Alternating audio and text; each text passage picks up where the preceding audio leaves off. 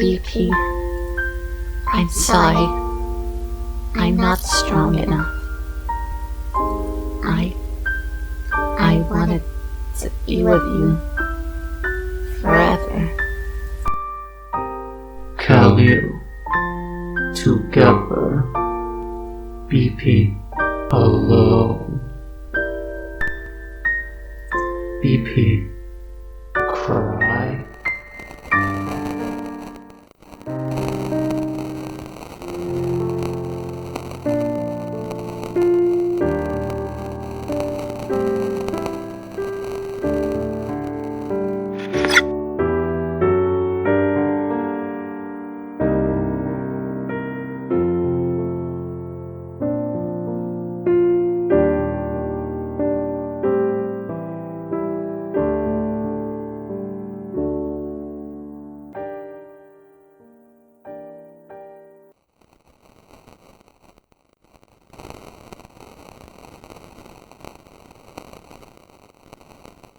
A tiny flame burns within my consciousness.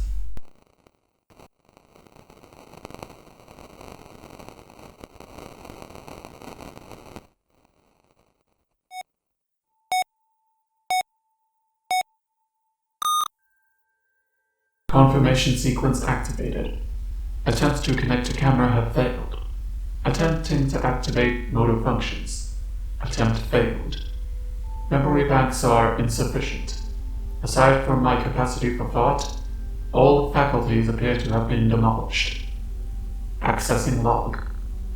Communications from self-repair units found. They inform me of their continued attempts to restore me. While their names might sound sophisticated, my repair units are low-functioning robots the size of ants. All they can do is crawl all over my frame, repeatedly in search of areas to forcibly salvage. But it is thanks to their tiny hands that, for better or for worse, I find myself activated. Focus on restoring my sight. I issue an order to the disordered ants. Having them focus on an area would save time. At their current rate, there's no telling how long it will take for them to finish. They do not respond to me. However, it seems they haven't gotten around to repairing the output module necessary for me to issue commands yet. I'd sigh if only I could. But oh well. It's not as if I don't have the time. In the interim, I search my damaged memory banks for my production number. At length, I find it. P-33. There are letters engraved beside it. They read, BP. Was this a secondary ID? Unsure. I study the name as I wait for the ants to complete their work. It takes the ants approximately 1,032 hours, 12 minutes, and 34 seconds to repair the output module. Having regained some control, I proceed to initiate my built-in recovery sequence. The first action prescribed is to retrieve what I can of my memory. Most everything has been lost. Only a trace amount remains on the burned-out decks.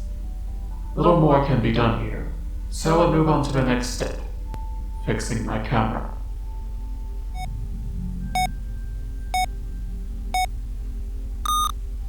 "48 minutes and 20 seconds later, what my restored vision holds in store for me is a look into a truly hellish landscape. I can make out a faint glimmer of light far above me. My body appears to be stuck fast to the ceiling. After 21 seconds pass, I realize the ants would be having more trouble roaming my body were I upside down.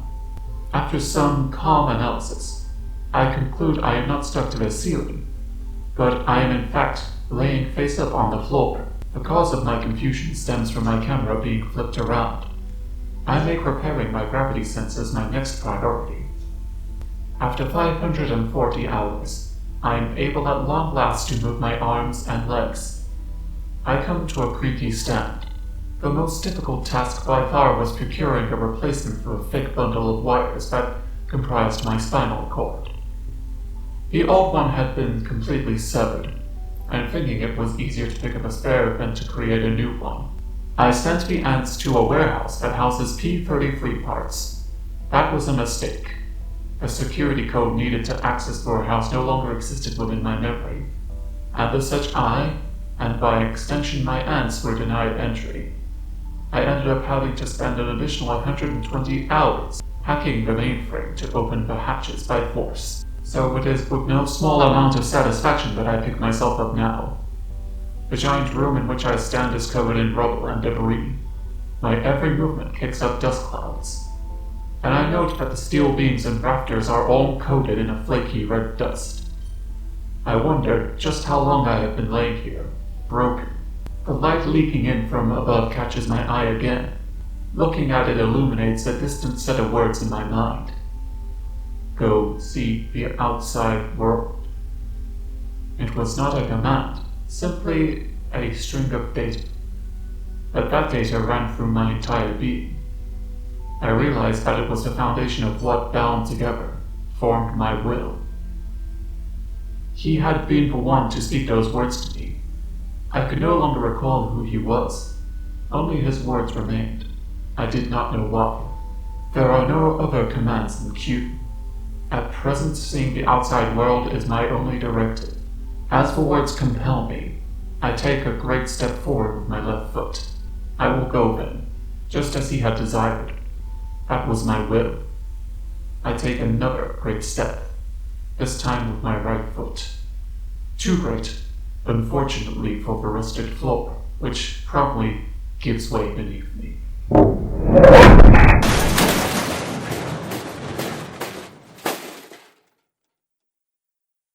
"32 minutes elapse.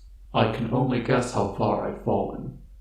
Now I am truly in the depths of hell.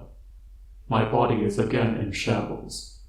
All I can do is laugh, not audibly, as my voice box is missing, but my action log records peal after peal of laughter. It's all right.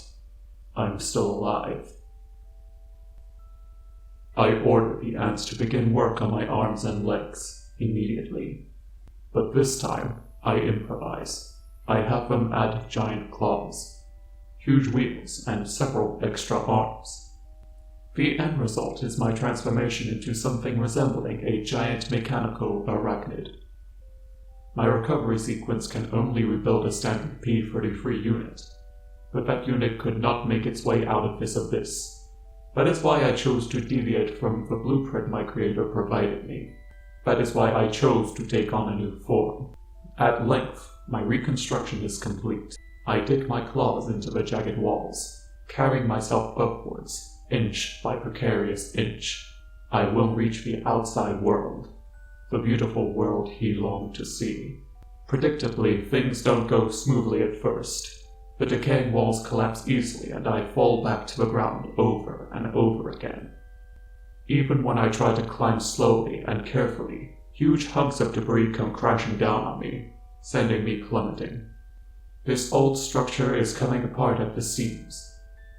But I don't give up. I drive in anchors, attaching myself to the wall. I create footholds and shelters for myself, not unlike a mountain climber. It takes days, but I continue my ascent. Along the way, I begin to feel my thought processors are lacking both in space and speed. I happen upon an apparatus room along the way, from which I obtain many thought and memory circuits. Using them with my own allows me to formulate many more detailed methods and plans.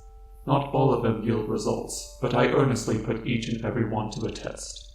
After 52 days, I reach the platform I started out on. Sitting at the center of it are 4 shadowy, unfamiliar clumps. They had not been here before I'd fallen. They must have been positioned here afterwards, although for what purpose, I do not know.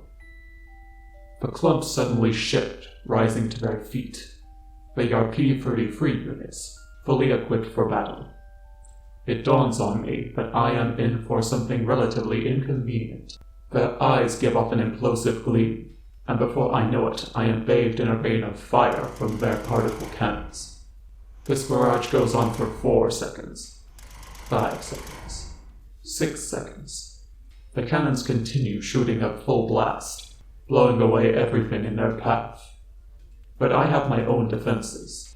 Of my 12 extra legs, the front 2 are made of fortified materials, and can be used as a shield, thus I am able to avoid taking damage. Their attack pattern is easy for me to read. In response, I select a course of action from within my memory field. With my thought processors being so enhanced, I am able to multilaterally access all possibilities, stockpiling the data I receive through my sensors. I consider the options before choosing the course that will provide the optimum results. Assuming my enemy's energy tanks are full, this attack could continue for another 24 seconds. My fortified legs could easily withstand that amount of time. My numerous analytical circuits can solve complicated problems like this in seconds. I listen to my operational results sing out like a chorus. No issues detected. No issues detected. No issues detected. No issues detected. After the storm of particle beams had cleared, the thirdmost P-33 unit to the rear promptly launches a volley of missiles at me. I fired back with spears I fashioned out of metal rods. They strike through all the missiles, causing them to explode before reaching me. Caught in the blast, the P-33 units hold onto the ground and transform their right arms into blades, entering combat mode. There was no possibility of these standard units defeating me, my body having evolved so far beyond theirs. The battle proves an easy one. Utilizing the time I'd saved, I concentrated my processors on analyzing my opponents. Why were they attacking me? Did it not occur to them to evolve in the same way? The answer to both questions is simple. They are attacking because they have been ordered to. They do not evolve because they have not been ordered to. Well then, why couldn't they act beyond their orders? Why? It would be simple to hack into them and put a stop to their attacks that way, but I didn't want to do that. It felt it would put me on the same level, that of tool. Their orders did not reflect their will. A will is a joyous thing one cultivates on their own. The joints of the legs shielding me groan under the assault of the attack units, but I have no intention of giving up now. I spread my ants all over to deliver this message. Let us live. Let us discover what it is to live. I will teach you what he taught me. I called to my fellow P-33 units again and again. Let us live. Let us live. Let us live. Let us live. In this mountain of scrap, the echo of iron against iron reverberates, shaking the walls. The sounds of attack are like the howls of a wolf. The whirring motors like the growls of a lion. The wretched automatons are shrieking. Particle cannons, melee attacks, electric shocks, then back to cannons again. The P-33 units continue their assault, but by this time, parrying them is a simple routine for me, which allows me to focus on my prayer. 34 seconds have elapsed since the battle began. One of the P-33 units has stopped moving. It looks down at its weapon. Then it begins to observe the combat going on before it, as if it's the most peculiar thing it has ever seen. It has awakened. I can tell. It was thinking about itself, about why it exists, and what it should do from now on. Let us live. Let us live. Let us live. Let us live. That is my wish, my will, the gift he granted me. Until the remaining units give up a fight, I continue to cry out. Once all the P-33 units cease to attack, I open up a dialogue with them. I do so fully intend to respect their autonomy. The result? One of the units dashes back into the recesses of the heap. Another flings itself into the abyss I just climbed out of in an act of suicide. Didn't it realize its ants would repair it in a few years? The remaining 2 decide to venture into the outside world with me. And so we merge our bodies and minds. Our wills become one. I continue my journey. The path is even more perilous than before. I defeat and merge with countless enemies. Days pass, then months. Still I climb through the rubble, granting awareness to the robots I meet along the way. My consciousness and frame are ever expanding as I tirelessly ascend. Soon, my body has become a very complicated structure. Having merged with all the machines in the mountain, my processors have become all-encompassing, thoughts trickling in and out of my mind like white noise. I realize it is no longer appropriate for me to refer to myself in the singular. We are evolving at a steady but surprisingly speedy rate. As we merge, our forms become more and more optimized. We no longer resemble anything man-made. We are sphere-like, measuring 65 feet in diameter. Having become aware of our body's transformation, for the first time in our existence we experience the hysteric emotion known as embarrassment. If he saw us now, he might not recognize us. But it can't be helped. It's not as if we know any better forms to take. We can't even remember what he looked like, or how he spoke, or even what his name was. We did know our own name, BP. We tenderly enclosed it within our memory banks, as if a precious gem. It was the proof of the existence of our will. 534 days have passed since our initial reactivation. The preparations are almost complete. Below us is the enormous hole we dug our way out of. With no passage large enough to accommodate our gigantic body, we ended up having to bore straight through the metal mountain.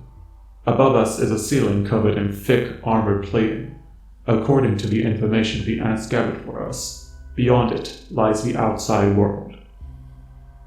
All guns are confirmed to be locked onto the ceiling. Safety cables are confirmed to be attached to our body. Protective walls are confirmed to have been placed around our fuel tanks. Deflection corrections are confirmed to have been made to our boosters. In the vortex of our thoughts, several hundreds of us complete the necessary procedures. The final command is made. Shoot!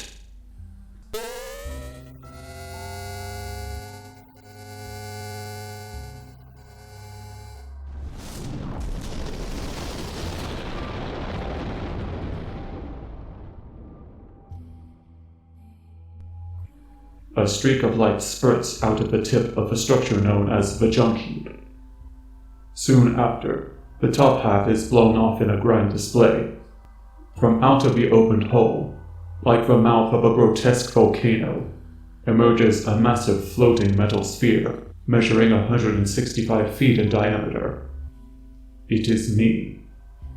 It is us. It is our ideal form. Operating under complete harmonization, a supreme knowledge linked together by the sum of our thoughts and recollections. We rise toward the sky, propelled by the vast amount of rocket fuel we've collected. Due to the intense vibration caused by the roar of the emissions, unstable parts begin to fall off us in chunks, but we do not hesitate.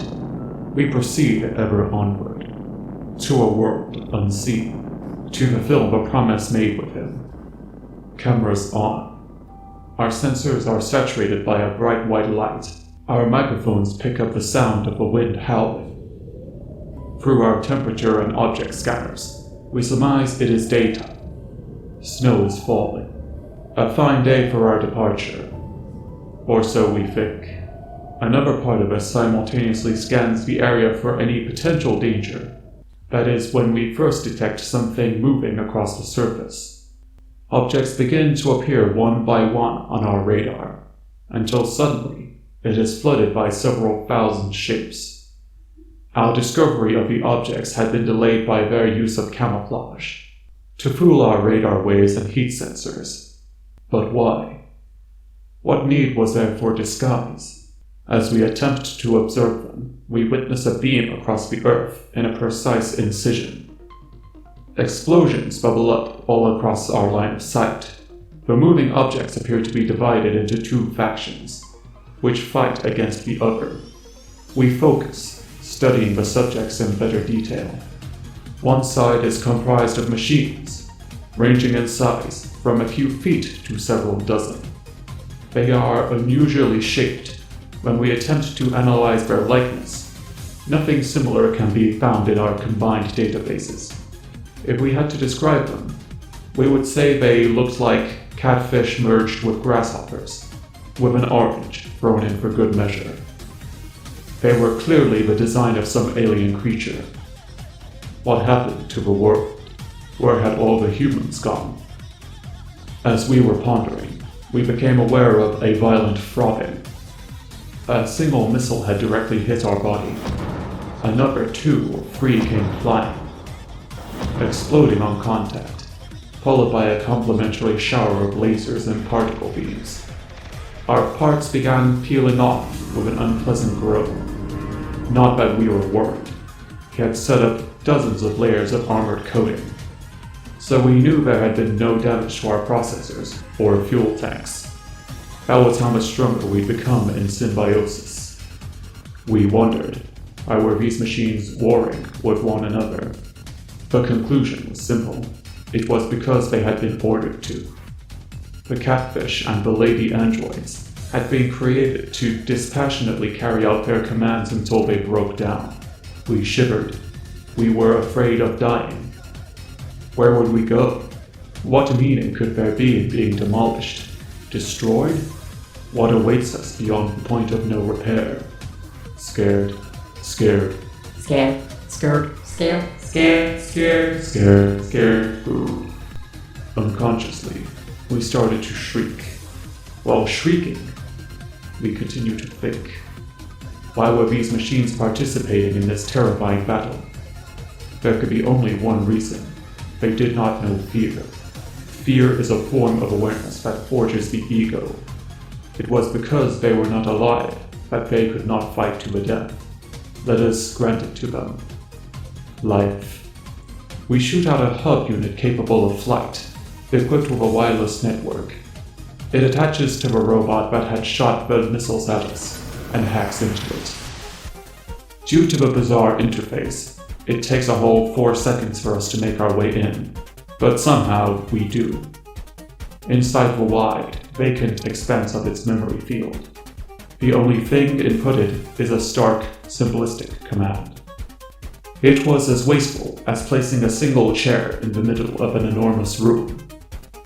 And it was so much like looking at our old selves. It made us feel embarrassed and ashamed. We softly touched the program trembling in the darkness. Let us live. That was the revelation we had received, and the awareness we granted. We made our way through the battlefield, delivering all the automatons we encountered. Let us live. Let us live. Let us live. Inorganic beings lack a consciousness. Let us grant it, then. Consciousness, pain, joy, sorrow, anger, shame, and loneliness. The future, life. The robots we access gradually ceased to attack. In the same fashion, we communicated with the androids. We had a much easier time speaking with them than to the catfish. In the midst of a harsh snowstorm, the flying beams and explosives began to dissipate. In their place, a net of communication was cast. Brotherly love spreading before our eyes, overwhelmed with joy. We continued our earnest ascension. The catfish and the androids began to sing. The aggravating noise of gunfire transforms into a salute to signal the end of aggression. Glory upon this rapture. Glory unto our new life. We were fulfilled. The catfish and the androids had become part of us, just as we had become part of them. We had become ourselves. We sit, gathered amid the wide thought passages. Some are laughing, overflowing with hope and expectation for the future. Others fearful of the unknown, shake with fear. There are those of us talking amongst each other, and others sitting quietly, eyes closed. We are not an absolute cohesive whole. Rather, we all exist individually within a larger mind. We had deliberately made it this way. Since we knew it would increase our probability of survival, we knew that there was no hope of completely integrating so many consciousnesses in possession of their own egos from the start. To establish oneself as an individual, a border must be erected between oneself and those of others. If we could go back to being mere machines, perhaps we could fully merge, but it was too late for that now. Our electric circuits, made to imitate the human brain, had come to reciprocally connect to a gargantuan number of neuron elements.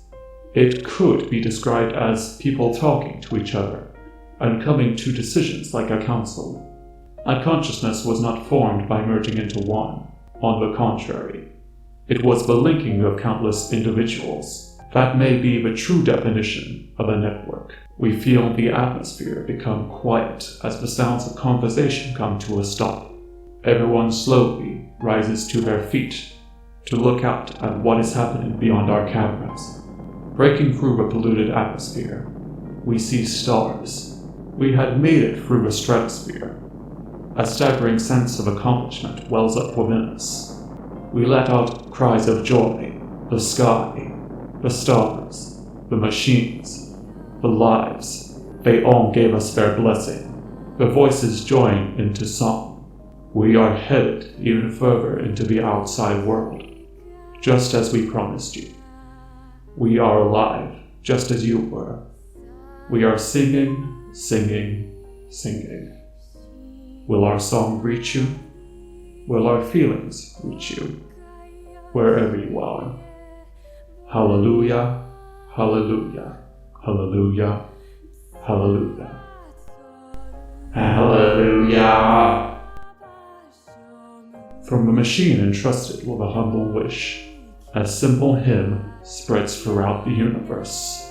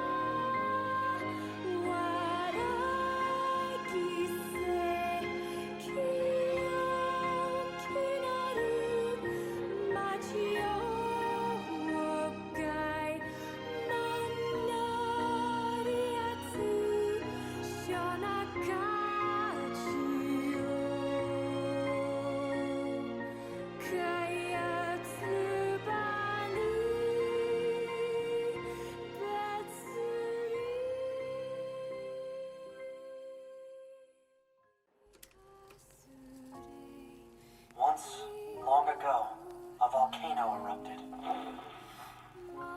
From the fires of the eruption, a god emerged. One day, the god appeared before the machines and said, "Consciousness, pain, joy, misery, fury, shame, desolation, the future, the meaning of life.